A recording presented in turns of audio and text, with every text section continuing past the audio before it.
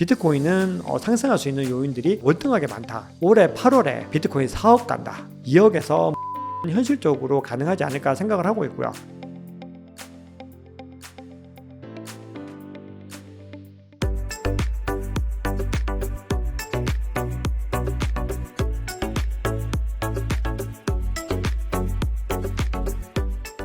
슈퍼코인 투자지도 58페이지의 달러 인덱스는 비트코인 투자에서 핵심적으로 확인해야 하는 지표 중 하나다. 비트코인은 중요한 가치 저장 수단이자 인플레이션 해지 수단으로 부각되고 있다. 라고 말씀하시며 표를 보여주셨습니다. 달러와 비트코인 가격의 관계가 어떻게 되나요? 네, 기본적으로 달러 인덱스라고 하는 거는 비트코인뿐만이 아니라 다른 자산들에서도 대부분은 역의 관계를 가지고 있긴 합니다. 그만큼 달러가 강해지면은 다른 자산들이 좀 위축되는 그런 경향들이 있는 거죠.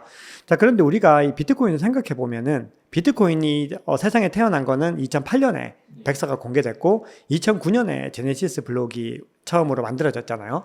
근데 그때 아마 많은 분들 다들 알고 계실 텐데 그때 이제 만들어진 이유 자체가 금융위기에 대한 어떤 저항의 목소리들, 그런 것들을 실제로 제네시스 블록에는 담고 있습니다. 그래서 영국의 재무장관이 또 어떤 구호 자금들을 갖다가 풀어서 시장을 갖다가 부양하고 있다라는 것에 대해서 어떤 반대 목소리를 공고히 하고 있는 건데요. 자, 그런 관계에 있다라는 거는 결국은 달러가 계속해서 돈 풀기를 할수록 비트코인은 구조적으로 계속해서 가치가 올라갈 수밖에 없는 그런 구조로 설계가 되었다라는 걸로 볼 수가 있겠죠. 그렇기 때문에 달러는 무한 발행이지만 비트코인은 2100만 개로 딱 한정된 물량만 나올 수 있다라는 거거든요. 그래서 기본적으로 비트코인의 현재 용도 자체는 기관들이 보고 있는 거는 달러 인플레이션에 대한 어떤 해지 용도로서 활용이 되고 있는 거죠. 그래서 달러 인덱스가 상승하게 되면 비트코인은 하락하고, 그리고 달러 인덱스가 하락하면 비트코인은 상승하는 구조를 가지고 있다고 볼 수가 있습니다. 우리가 생각을 해보면은 지금 시점에서 어떤 비트코인이 상승할 수 있는 요인들과 하락할 수 있는 요인들을 한번 따져보면은 앞서 말씀 주셨던 것처럼 달러 인덱스는 계속해서 하락할 수밖에 없는 국면이 지금 된 거죠. 그렇게 되면은 비트코인은 상승할 수 있는 기반을 마련한 것이 맞습니다. 근데 거기다가 지금 비트코인 현물 ETF라든지 아니면은 또 어떤 나스닥 같은 상장사들이 지금 계속해서 비트코인을 사겠다고 지금 나오고 있는 부분들이 있거든요. 그런 것들을 갖다 전체적으로 합산을 해서 어떤 채택의 어떤 구조들까지 생각을 해보면은 비트코인은 올 시즌에 상승할 수 있는 요인들이 하락할 수 있는 요인들보다 월등하게 많다, 이렇게 볼 수 있습니다. 이번 대세 상승장에서 비트코인 가격이 얼마까지 갈 수 있다고 생각하시는지요?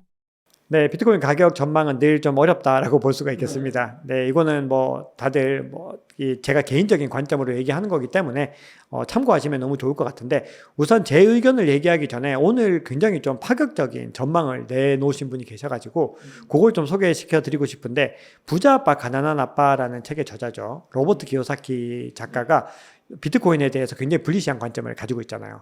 근데 오늘 어떤 이야기를 했냐면은 올해 8월에 비트코인 4억 간다, 이렇게 얘기했습니다. 더 정확하게는 4억 8천 정도이기 때문에 5억에 가까운 가격까지 갈 것이다, 이렇게 이야기를 했습니다.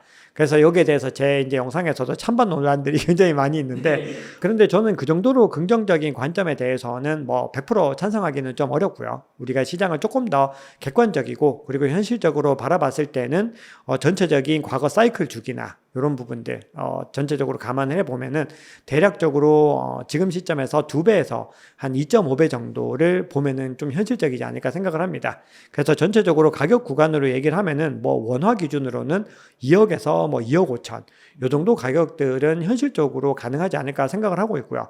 그리고 요 구간들을 말씀드리는 거는 비트코인 현물 ETF 같은 그런 상품이 어느 정도로 수요를 창출할 수 있을 것인지에 대한 부분들이 좀 덜 감안된 부분입니다. 그래서 이 가격은 상방이 좀 더 크게 열려있을 가능성은 있다, 이렇게 생각을 하고 있습니다. 비트코인 가격을 더 오르게 만들거나 덜 오르게 만들 변수들은 무엇이 있을까요? 네, 기본적으로 지금 현 시점에서 변수는 비트코인 현물 ETF와 이더리움 현물 ETF라고 생각을 합니다. 결국은 채택의 문제라고 봐야 되는데요.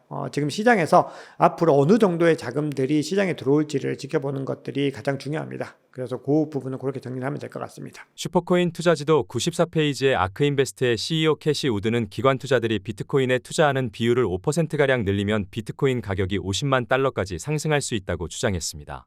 또 2023년 보고서에서 2030년 12월 31일까지 비트코인이 도달 가능한 목표 가격이 가장 긍정적인 시나리오에서 148만 달러 18억, 기본 시나리오 68만 달러 9억, 부정적 시나리오 25만 달러 3.4억을 제시했는데요. 어떤 근거로 이야기를 했던 것인가요? 네, 우선은 우리가 모든 분들이 다 알고 계시겠지만 이 캐시우드 같은 경우는 뭐 가격 전망에 있어서는 전 세계에서 가장 불리시한 관점을 제시하고 있다 이렇게 볼 수가 있는데요. 기본적으로 가지고 있는 관점은 해리 마코이츠라고 하는 분의 이 포트폴리오 이론에 기반을 하고 있습니다. 자, 이거는 이제 어떤 의미냐면은 비트코인이 결국은 상승하기 위해서는 채택이 되어야 되는데 이걸 누가 채택할 것이고 왜 채택할 것인가 요 관점을 설명을 하는 거거든요. 그럼 우리가 비트코인을 갖다가 기관들이 채택을 해야 되는데 어떤 이유로 채택을 해야 될까요? 크게 두 가지 이유가 있겠죠. 하나는 리스크 해지에 도움이 돼야 되고 또 하나는 수익률 상승에 도움이 돼야 된다는 거거든요. 그럼 그렇게 됐을 때는 기본적으로 다른 자산들과의 어떤 상관관계에서 좀 차별화된 퍼포먼스를 내야 된다는 관점이 되는 거겠죠. 그래서 기본적으로 이 캐시우드가 가지고 있는 관점은 비트코인이 다른 자산 대비로 가장 상관관계가 낮은, 즉 상관계수가 가장 낮기 때문에 결국은 비트코인을 기관들이 3%에서 5% 정도는 포트폴리오에 편입을 시켜야 된다. 요 관점을 가지고 있습니다. 자, 그런데 우리가 그런 관점에도 불구하고 아까 말씀 주셨던 가장 불리시한 관점에서 18억 이 정도 금액은 너무 좀 크다고 볼 수 있잖아요. 그럼 그거는 이제 어떤 관점이냐? if가 붙어 있습니다. 만약에 이런 정도의 퍼포먼스를 달성했을 때, 그러니까 확정적으로 간다는 의미가 아니라 캐시우드도 발을 뺄 수 있는 근거를 가지고 있는 거죠. 내가 이렇게 됐을 때 이렇게 된다고 했잖아 라고 하는 관점을 가지고 있는 거예요. 그래서 그 항목들을 한번 보시면은 기본적으로 앞서 말씀드렸던 것 중에서 이제 기업 재무 파트에서 S&P 500에 있는 기업들이 현금 흐름에서 얼마나 많이 이 비트코인을 가지고 있을 것인가. 그 중에서 5% 정도를 차지하고 있어야 된다는 게 관점입니다. 그리고 그 외에 보시면은 송금과 국고, 그리고 신흥시장의 통화, 그리고 결제 네트워크, 압류 방지 자산, 기관 투자, 디지털금 이런 관점들에서 전반적으로 일정 부분 이상의 퍼포먼스를 내야 된다는 거죠. 그리고 그 중에서도 좀 중요하게 봐야 되는 게 디지털금으로서의 관점을 굉장히 중요하게 생각을 하고 있거든요. 근데 여기서 전제 조건은 금의 시가총액의 50% 이상을 넘어야 된다. 라는 관점이 있습니다. 그래서 이 관점들을 모두 다 성공을 시켰을 때는 18억까지 가는 거고요. 근데 최근에는 한 세미나에서 이렇게도 얘기했습니다. 비트코인은 금융의 슈퍼 고속도로다. 이렇게 얘기를 하면서 비트코인 가격이 380만 달러, 한화로는 51억까지 오를 수 있다. 정말로 강남 아파트 한 채 가격까지 갈 수 있다. 이렇게 주장을 하기도 했습니다. 근데 여기는 이제 기간이 워낙에 또 긴 기간이고 궁극적으로 그 정도 도달할 수 있다라는 의미인 것 같아요. 그래서 이런 정도는 이제 투자자 입장에서는 기본적으로 내가 만약에 뭐 진짜 5년 이상, 10년 이상 보유하고 있는 관점을 가지고 있다면은 충분히 타당성이 있지 않을까? 저는 그렇게 생각을 합니다. 기관 투자자들의 비트코인 투자 비율은 현재 몇 정도가 될까요? 지금 아직까지는 굉장히 약소합니다. 비트코인 기관 투자자들의 비율은 굉장히 약소하고, 자, 그럼에도 이번에 이제 SEC에서 13F 보고서가 이제 집계가 됐죠. 1사분기 13F 보고서 내용을 살펴보면은 굉장히 많은 기관들이 비트코인을 담고 있는 것, 비트코인 현물 ETF를 담고 있는 게 확인이 됐는데 무려 944개 기업이 비트코인 현물 ETF를 담고 있는 것으로 나왔습니다. 그래서 지금 현 시점에서 어떤 기관들의 어떤 비중들이 적더라도 향후에 들어올 수 있는 고속도로는 계속해서 깔리고 있다는 거죠. 그런 길들이 모여서 결국은 여기서 테스트를 통과하게 되면은 더 많은 물량들을 담게 되는 기반들을 만들었다는 거거든요. 그래서 지금 시점에서 비트코인 기관들이 많이 어떤 물량들을 태우지 않은 것들은 그렇게 중요하지 않습니다. 지금은 오히려 몇 개 기관들이 비트코인을 담았는가가 훨씬 더 중요하다라고 볼 수가 있죠. 자, 그런데도 우리가 생각을 해보면 이게 엄청난 퍼포먼스를 낸 게 지금 IBIT, 블랙락의 상품이 IBIT죠. IBT라고는 이 상품이 지금까지 AUM 규모가 200억 달러가 넘거든요. 그러니까 블랙락만 단독으로 27조 원 이상의 어떤 물량들을 AUM을 만들어냈다라는 거죠. 그래서 이런 기반을 만들어냈다는 거는 뭐 전 세계에 존재했던 모든 ETF 중에서도 거의 가장 탑 클래스의 성과들을 내고 있는 것이기 때문에 우리가 뭐 이거는 지금 시작 지점에 불과하다 이렇게 보시면 될 것 같습니다. 자, 그리고 지금 크립토 퀀트 같은 경우는 전망 보고서에서 207조 원 정도까지는 충분히 돌파할 수 있지 않을까 이렇게 또 전망을 하고 있습니다. 그래서 그런 부분들을 또 감안을 해보면은 앞으로 이 비트코인 현물 ETF와 비트코인 가격 상승은 굉장히 유의미하게 이루어질 것이라고 볼 수가 있죠. 비트코인 가격의 상승은 대규모 채택과 국가 차원의 도입이라는 판단이 드는데요. 현재 비트코인의 채택 상황과 진행되는 호재들은 무엇이 있을까요? 네, 여기는 뭐 너무 많아가지고 제가 일일이 말씀을 드리면은 진짜 굉장히 많이 시간이 들 수 있는데 제가 중요하게 보고 있는 몇 가지만 좀 말씀을 드려볼게요. 자, 우리가 개인 투자자들이 앞서 질문 주셨던 부분들 중에서 제가 대답을 못 드렸던 부분이 있는데 지금 기관 투자자들의 유입 현황은 비트코인 현물 ETF에서 한 20%, 30% 정도입니다. 현재까지는. 그럼 지금 비트코인 현물 ETF를 담은 사람들은 누구냐면은 이미 비트코인을 투자한 이력이 있는 개인 투자자. 요런 분들이 많이 담았다라고 보시면 되는 거죠. 그럼 결국은 우리는 어떤 유의미한 상승을 위해서는 기관 투자 자금들이 많이 들어와야 되는 거죠. 근데 이걸 위해서 블랙락이나 피델리티는 누구와 접선을 하고 있냐면은 연기금이나 국부펀드 요런 주체들과 지금 계속해서 접선을 하고 있어요. 그래서 이런 B2B를 통해서 많은 물량들을 한 번에 만들 수 있는 채널을 만들기 위해서 많은 노력들을 하고 있는 거죠. 그래서 궁극적으로는 그런 연기금이나 국부펀드들이 들어와야 되고 그래서 401k 퇴직연금이 지금 여기에 이제 편입될 것이다. 이런 이야기들도 나오고 있는 이유도 어떤 연장선상이라고 볼 수가 있겠죠. 그렇게 해서 이런 대규모 자금들 기본적으로 일경이 넘는 이런 자금들이 만약에 유입될 수 있는 통로가 만들어지게 되면은 비트코인 채택은 그때부터는 완전히 가속화된다라고 볼 수가 있겠죠.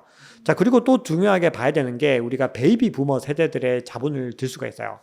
베이비 부머는 전 세계 부의 뭐 50%에서 60%를 보유하고 있죠.